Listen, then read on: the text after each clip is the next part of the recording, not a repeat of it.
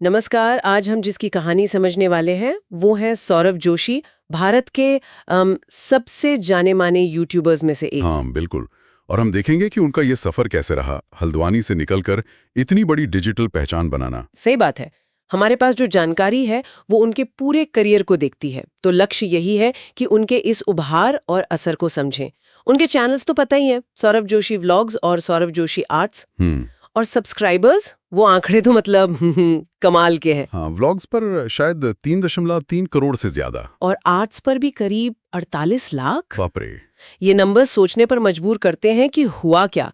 ठीक है, चलिए इसे खोलते हैं परत दर परत। यहाँ दिलचस्प बात यह है कि उनकी ग्रोथ कितनी तेजी से हुई। हाँ, खासकर वो कोविड लॉकडाउन वाला टाइम, वो जो उन्होंने चैलेंज लिया था 365 दिन 365 व्लॉग्स। हाँ, वो तो बहुत बड़ा हिट था। वो एक तरह का टर्निंग पॉइंट था।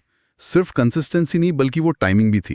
मतलब जब लोगों को शायद एक कनेक्शन की, एक रूटीन की सबसे ज्यादा जरूरत महसूस हो रही थी। बिल्कुल। और ये कनेक्शन शायद उनकी बैकग्राउंड से भी जुड़ता है ना। हाँ, हो सकता है। उनका जन्म 2000 में हल्द्वानी, उत्तराखंड में, एक आप कह सकते हैं साधारण मिडिल क्लास परिवार। पिता बड़े का काम करते थे, माँ गृहिणी। हाँ, और दो छोटे भाई भी हैं, साहिल और पीयूष। वो तो अब वीडियोस में रेगुलर दिखते हैं। हाँ, वो भी अब काफी पॉपुलर हो गए हैं। और उन्होंने फाइन आर्ट्स की पढ़ाई भी की है, ये बात भी गौर करने वाली है। अच्छा। मतलब एक कलाकार बनने की राह से निकलकर वो इंडिया के सबसे बड़े डेली व्लॉगर बने, ये अपने आप में एक अलग कहानी है। हाँ, और ये जो आपने बैकग्राउंड की बात की ना, उनकी यही जो नॉर्मल फैमिली लाइफ है, वही उनके व्लॉग्स का सेंटर पॉइंट है। सही कहा। माता पिता भाई, वो उनका पेट डॉग है ओरियो, ये सब रोज दिखते हैं। हाँ, ओरियो तो बहुत फेमस है। बिल्कुल। तो ये जो सादगी है, बिना किसी मतलब आमझाम के, शायद इसी ने करोड़ों लोगों को उनसे जोड़ा है। ऐसा लगता है जैसे दर्शक उनके घर का, उनकी लाइफ का हिस्सा बन गए हैं। ये अपनापन वाला फील, शायद यही यूएसपी है। हो सकता है। उनकी शुरुआत देखें तो वो भी धीरे धीरे हुई। पहले 2015 में सौरभ जोशी आर्ट्स चैनल। हाँ, जहां वो पेंसिल स्केच पढ़ाते थे, ट्यूटोरियल्स देते थे। राइट। और उस पे भी उन्हें पहचान मिली थी। 2018 में सिल्वर प्ले बटन।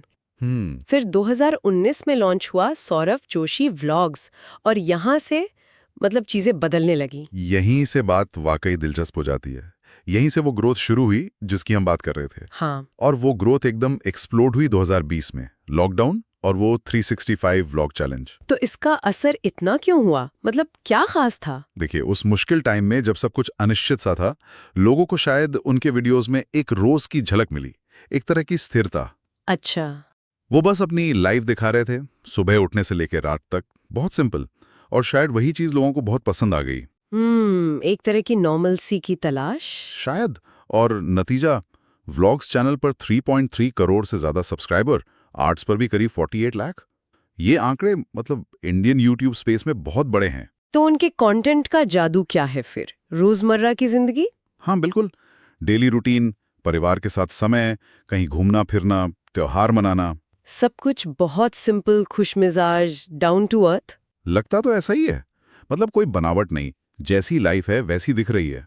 पर क्या ये सफर हमेशा इतना ही आसान रहा है? कोई चुनौती नहीं आई? नहीं, ऐसा तो नहीं होता। जब आप इतने पब्लिक फिगर बन जाते हैं तो चुनौतियां आती हैं। जैसे वो नवंबर 2014 वाली घटना थी। हाँ, वो धमकी भरे पत्र वाली। हाँ, जिसमें कथित तौर पर 2 करोड़ रुपए की मांग की गई थी। पुलिस ने जांच की, बाद में खबरें आई कि धमकी झूठी थी और किसी को अरेस्ट भी किया गया। ओके। और इसके अलावा ऑनलाइन आलोचना तो होती ही है।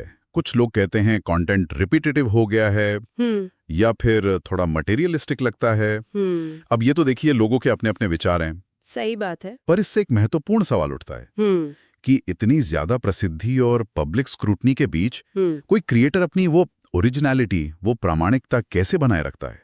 खासकर जब दर्शक इतने पर्सनली जुड़े हों। एग्जैक्टली। ये बैलेंस बनाना बहुत मुश्किल होता होगा। तो इस सब का क्या मतलब निकालें? सौरभ जोशी की कहानी एक आर्ट स्टूडेंट से इंडिया के टॉप व्लॉगर्स में से एक बनने तक की कहानी है। हाँ। कंसिस्टेंसी और वो भरोसे वाला कनेक्शन जो उन्होंने ऑडियंस से बनाया, शायद यही उनके सफर के मेन पिलर रहे हैं। बिल्कुल। और अंत में एक सवाल शायद सोचने के लिए छोड़ सकते हैं कि कैसे किसी की इतनी साधारण सी लगने वाली रोजमर्रा की जिंदगी को दिखाना एक कल्चरल फिनोमिनन बन गया, खासकर भारत जैसे देश में। हाँ, ये सोचने वाली बात है। और ये उन करोड़ों दर्शकों के बारे में क्या कहता है जो इतनी शोहरत, इतनी चमक दमक के बीच भी शायद असलियत और अपनेपन की तलाश में है? ये वाकई एक दिलचस्प सवाल है, इस पर जरूर सोचना चाहिए।